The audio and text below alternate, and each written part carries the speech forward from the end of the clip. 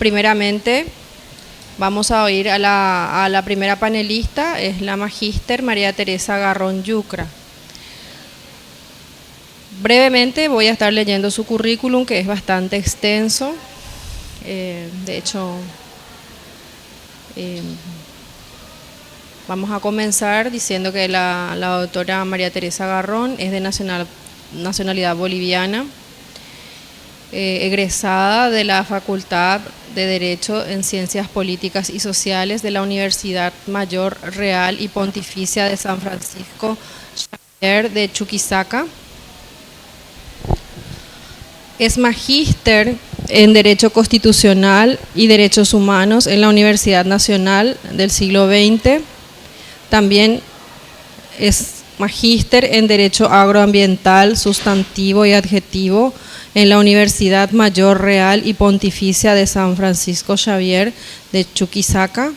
Especialista en Derecho Agroambiental, Sustantivo y Adjetivo en la Universidad Mayor Real y Pontificia de San Francisco Xavier de Chuquisaca. Además posee varios diplomados. Para hacer un resumen, en Derecho Agroambiental, en Derecho Constitucional, en Derecho Procesal y en Derecho Agrario y Gobernanza de la Tierra en la Universidad Andina de Simón Bolívar. Además, nuestra panelista es docente en varias universidades y también es docente de grado y posgrado. Como experiencia profesional podemos mencionar que la misma se ha desempeñado como responsable postcampo y responsable de saneamiento, entre otros, en el Instituto Nacional de Reforma Agraria de la Dirección Nacional. Además, y actualmente se desempeña como magistrada del Tribunal Agroambiental, presidenta del Tribunal Agroambiental del Estado Plurinacional de Bolivia en las gestiones que comprenden los años 2019 y 2023. Y lo más destacable de ello es que ha sido la primera mujer que asume esta representación por 2 periodos en forma continua. Actualmente es presidenta de la segunda sala del Tribunal Agroambiental del Estado Plurinacional de Bolivia. Y el tema que nos va a presentar en este día es Derecho Agrario y Control de Convencionalidad. Adelante, doctora, la escuchamos atentamente. Hola. Muy buenas tardes a todos los presentes. Muchísimas gracias por esta presentación, también a la comunidad de Costa Rica, y a los que nos acompañan el día de hoy. No quiero dejar pasar la oportunidad para agradecer a todas las magistradas paraguayas y a todo el comité que ha hecho posible este evento tan importante, no solamente por los temas que se están tratando, sino porque nos han mostrado una magnífica organización y más aún hospitalidad, ¿no? La verdad es que todas las magistradas y los que componen el Poder Judicial, así como todo el equipo de protocolo y seguridad, nos han enseñado que ellos manejan hospitalidad como solo ellos lo saben hacer. Muchas gracias, lo estamos pasando muy bien. Y bueno, no voy a redundar en lo que ya mis colegas bolivianas han dicho durante estos 2 días respecto a la estructura que tiene en Bolivia cuanto al bloque de constitucionalidad. Como ustedes conocen, en Bolivia tenemos el pluralismo jurídico establecido por la Constitución Política del Estado. Tenemos la jurisdicción ordinaria, la agroambiental y la jurisdicción indígena originaria campesina, que tienen igualdad de jerarquía. Y bueno, esto nos lleva a que podamos hacer un análisis más allá de la legalidad, considerando otros aspectos en las decisiones de los jueces. También ya han manifestado que el bloque de constitucionalidad establecido en nuestra propia Constitución Política está integrado por normas, principios y valores, y que tienen la finalidad de llevar a cabo el control de convencionalidad que está establecido en el artículo 410. Varias sentencias constitucionales así lo establecen, pero tenemos que decir que nosotros, igual que muchos otros países, partimos como parte de varios tratados que reconocen derechos humanos y se establece de manera precisa que existe obligación del Estado boliviano de cumplir con los compromisos asumidos a través de estos tratados. Así, la sentencia 2143 establece que el sistema plural en el control constitucional y sus ámbitos de ejercicio en el Estado Plurinacional de Bolivia refundan un nuevo modelo de Estado, el cual diseña a partir del pluralismo, la interculturalidad y la descolonización. Se estructura sobre la base de derechos individuales y también derechos de incidencia colectiva. De igual manera, se establece que los jueces y tribunales están obligados a analizar si las disposiciones legales que van a aplicar en sus fallos, en el caso concreto, son compatibles con los pactos internacionales sobre derechos humanos e inclusive con la jurisprudencia de la Corte Interamericana. Es así, es la siguiente, Filomena, por favor, es así, sí, la 0572, una más. Antes. Estoy en la Filomena 5. Que la sentencia 572 establece, la sentencia constitucional de 2014, establece establecido en el 410 como de convencionalidad, está establecido en los artículos 13 y 256, que en mérito al bloque de constitucionalidad en el señalado artículo queda inserto en el de constitucionalidad normas conforme a la Constitución Política del Estado. En cuanto a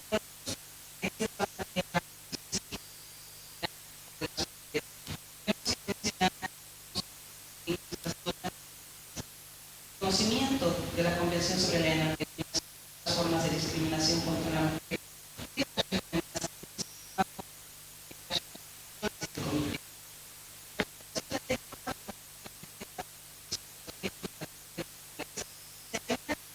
de los estados partes está en garantizar los derechos de las mujeres rurales.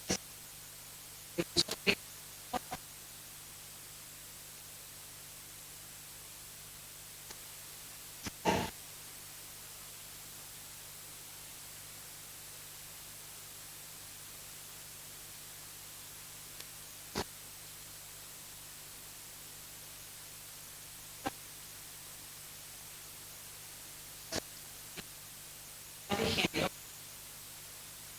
para asumir el Estado boliviano,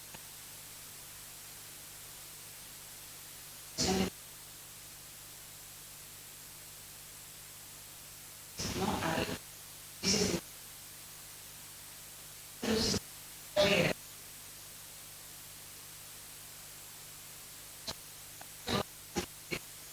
sistema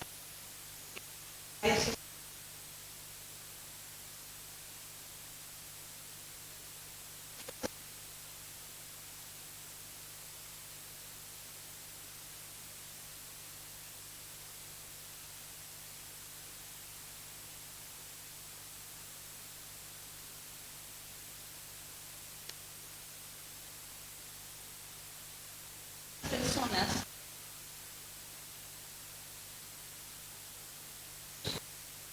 otras convocatorias,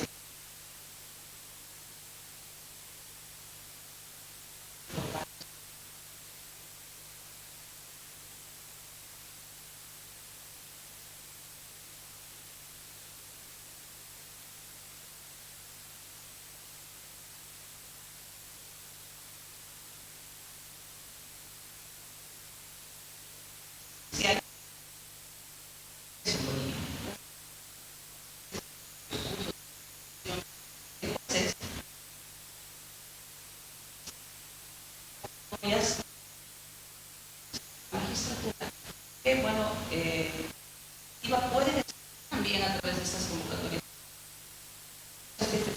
sobre el tribunal ambiental,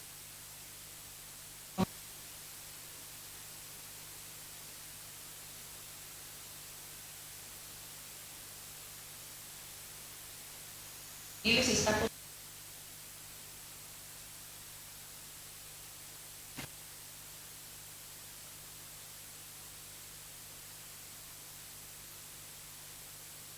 específico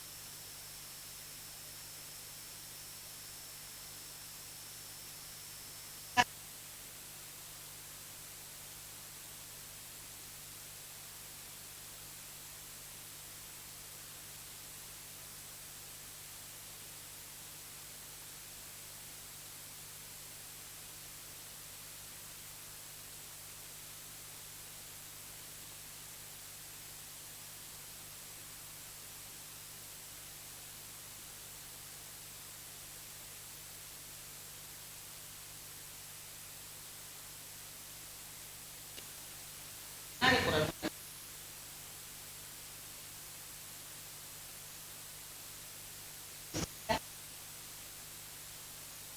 más porcentaje. Debo necesariamente aplicar la equidad en la distribución de la herencia, y esta es la declaración constitucional que establece que sí, que es compatible, y además exhorta a las autoridades campesinas que se debe hacer respetar este acceso igualitario. Y no es solamente en temas de herencia, ¿no? Entonces, hay una lucha fuerte entre lo que establece la normativa y lo que establecen los usos y costumbres al interior de las comunidades. Pero se tiene un progreso también en eso. Sé que no tengo mucho tiempo, voy a darme prisa.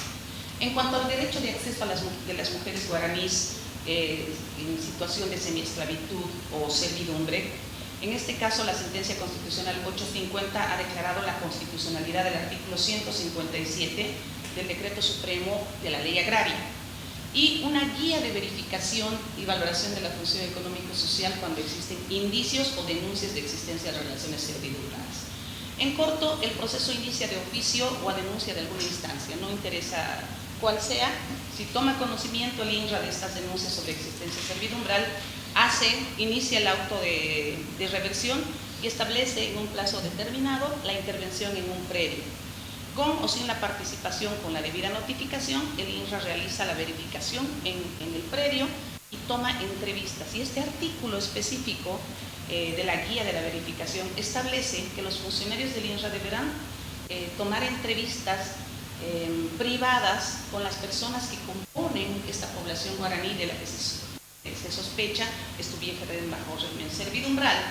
Y en este proceso específico que ha sido objeto de esta sentencia, se establece que la condición de estas mujeres en las que se ha generado temor por parte del propietario del predio, que por muchos años han vivido sometidos por varias circunstancias de dependencia en temas de insumos, de que siempre han vivido atemorizados, además que se garantiza con aquello, independientemente de la publicidad que debe primar en cualquier tipo de proceso, que las personas puedan hacer las declaraciones sin ningún tipo de presión.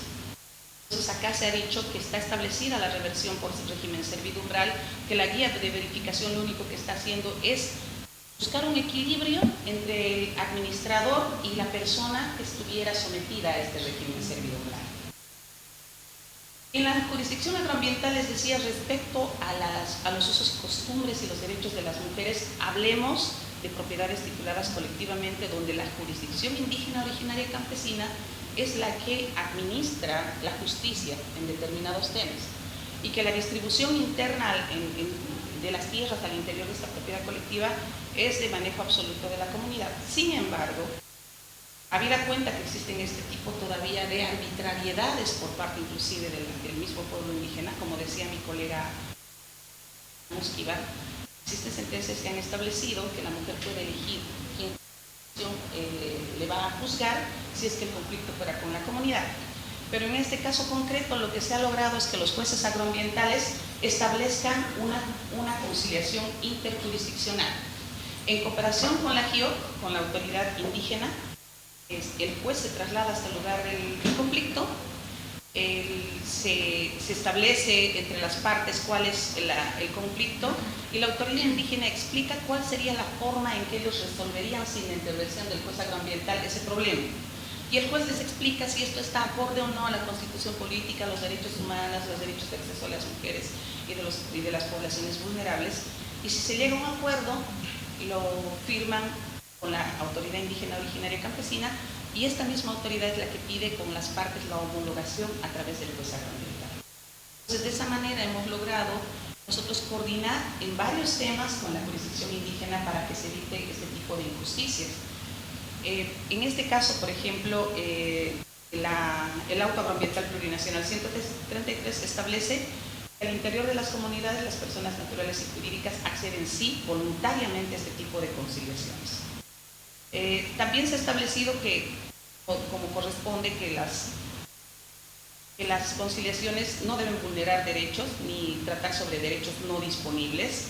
Y acá un tema de conciliación intercultural que me llamó mucho la atención, porque bueno, no vemos nosotros, a menos que venga en casación, todo el trabajo que hacen nuestros jueces. Pero en este caso encontré en una página que tenemos un enlace de conciliaciones interculturales, los invito a mirar, también yo me enteré de esta conciliación. Y el caso concreto trata de que una pareja de esposos logra una titulación individual y el esposo es el que se encarga de trabajar en el campo y la esposa va a vivir a la ciudad con los hijos. Entonces, para la comunidad el único propietario era el esposo. Fallece el esposo y la esposa no logra venir casi inmediatamente al predio a declararse heredero, tomar posesión. Cuando lo hace, no le permiten el ingreso a la comunidad y le dice que ellos no la conocen, que la comunidad, como tiene administración interna propia, ha dispuesto de este terreno para distribuirlo a las nuevas familias. Entonces ahí se establece una solicitud de esta viuda hacia la jueza agroambiental y a la autoridad para una conciliación intercultural. Luego de varias discusiones, llegan a conciliar en el sentido de que ella va a ceder una parte del predio y una parte de la casa para obras de interés social de la comunidad, y la comunidad le va a afiliar sobre el restante del predio, que era menos de la mitad, para que ella pueda pertenecer a la comunidad. Pero yo me pregunto y entiendo como persona que ha trabajado directamente con los pueblos indígenas, ellos a veces son muy difíciles de que comprendan la normativa legal vigente en nuestro país y resulta muy conflictivo llegar a algo que realmente sea justo. Sin embargo, en este caso no se trataba de una propiedad colectiva, era una propiedad individual a la que ella tenía derecho de herencia justamente con sus hijos y no tenía por qué ceder nada. Ahora, si lo ha hecho, tal vez es por paz y por poder incorporarse, ¿no? Sin embargo, a veces podemos mirar este tipo de conciliaciones de afuera, como lo hice yo cuando lo estaba leyendo, y decir, pero es que aquí no se le orientó bien.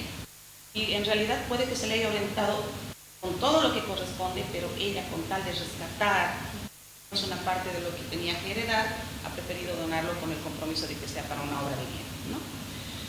No sé cuánto tiempo me queda. Un minuto, sí, ya, entonces me doy prisa. Sí quiero hablarles de esta sentencia 112, que es la siguiente, que es una de las primeras. El proceso de saneamiento en Bolivia es aquel que regulariza el derecho de propiedad agraria. Lo hace la entidad administrativa, ingresa a hacer una verificación y reconoce si hay función social o derecho propietario probado y emite un título ejecutorial. En este caso, se ejecutó un proceso de saneamiento, pero viene contra esa resolución que emite el INRA. Nosotros conocemos el proceso contencioso administrativo en el Tribunal Agroambiental a través de nuestra sala. Se plantea un proceso contencioso en el que esta esposa dice: este predio lo he trabajado siempre yo, lo he comprado de mi esposo y de sus hermanos con un dinero que mi padre ha sacado del banco mercantil y me lo ha entregado como anticipo de legítimo. Entonces yo, confiada, le he entregado el dinero a mi esposo, él tenía que haber pagado a sus hermanos y hacer toda la documentación a mi nombre. Él trabaja en una empresa, jamás está en la propiedad y solo viene alguna vez al mes a la propiedad. Pero resulta que él se lleva a cabo todo el proceso de saneamiento a nombre suyo y de sus hermanos, jamás hizo ningún tipo de cambio. Entonces ella presenta como prueba los documentos, el crédito en este proceso contencioso, y algo muy importante es que el INRAS cumple con la publicidad en el momento en que hace la campaña pública en el lugar, difunde por radio, difunde por periódico, y las personas tienen que presentarse voluntariamente a exigir sus derechos. Entonces, ante esa respuesta, el tribunal le dice: el INRA, con toda la normativa vigente que tiene y en aplicación de la obligación que tiene de proteger el derecho de las mujeres, debió haber consultado en campo si esta persona era casada o no, máxime considerando que su carnet indica casado. Entonces debió obligatoriamente haber hecho las indagaciones en terreno a los fines de identificar si estaba casado, si era un bien propio o cuál era la situación. Entonces sí vulneró el derecho de acceso a la mujer y se declaró probado este proceso. En otro que les menciono, que es el 18-2020, que es en el caso de Emiliana Parrilla, también el Tribunal en Protección del Derecho de Acceso a la Mujer ha establecido que, probada la demanda, nulo el proceso. ¿Por qué? Emiliana Parrilla con su esposo han ido a una zona de colonización en Santa Cruz, que existen varias zonas inhóspitas en el sector, y existe el acta de fundación de la comunidad y de los primeros asentados junto con su comunidad, en el que ella figura justamente con su esposo asentada, colonizando ese sector en 1972. Pero realizado el proceso de saneamiento, Emiliana Parrilla no aparece en el proceso de saneamiento porque existe aquello todavía en Bolivia. tiene una institución pública y es el esposo el que se encarga de todos los trámites. Y la esposa está ahí confiada en que, pensando que todo se va a hacer regular. Pero ya cuando sale la resolución, antes que salga la resolución final de saneamiento, pasado que fue todo el trabajo de campo, fallece el esposo de Emiliana Parrilla y resulta que aparece solicitando incorporación al proceso de saneamiento una persona como madre de 2 hijos que tenía el esposo de Emiliana fuera del matrimonio. Y Emiliana Parrilla, ante esto, porque él estaba esperando que se titula a nombre de su esposo, presenta una solicitud al INRA indicando que a ella se le incorpore como coposeedora del predio, que había iniciado la posesión junto con su esposo, y a sus hijos en la parte que les corresponde de herencia. Y el INRA les responde en un informe y le dice: no corresponde porque tú no apareciste en el proceso de saneamiento, las certificaciones son solamente para el esposo, y por lo tanto se rechaza y se emite el título consignando a Emiliana Parrilla juntamente con sus 2 hijos y los 2 hijos que tuvo su esposo fuera del matrimonio, cual si tuvieran igual derecho en una quinta parte dentro de la propiedad. Contra esto plantea el proceso contencioso y este tribunal agroambiental señala que se ha vulnerado el derecho de Emiliana Parrilla en virtud de que ella, por la prueba que había presentado, debió haber sido reconocida como coposeedora del 50% y heredera del otro 50%. Situación que el ente administrativo desmerece y los demandados también, que eran los terceros interesados, en este caso los hijos fuera del matrimonio representados por su madre, en el sentido de que esto no afectaba en absolutamente nada, porque igual el reencauce del proceso iba a emitir un título igual a nombre de 5 personas. Pero en realidad los antecedentes del proceso son los que marcan cuánto porcentaje de esa propiedad es que tienes tu derecho. Emiliana Parrilla era coposeedora, copropietaria, y se ha declarado nula esta resolución en virtud de la protección y el acceso de las mujeres a la tierra. No había preparado más jurisprudencia, pero sé que iba a ser un poco más breve, les agradezco mucho. Muchas gracias, doctora Teresa Garrón.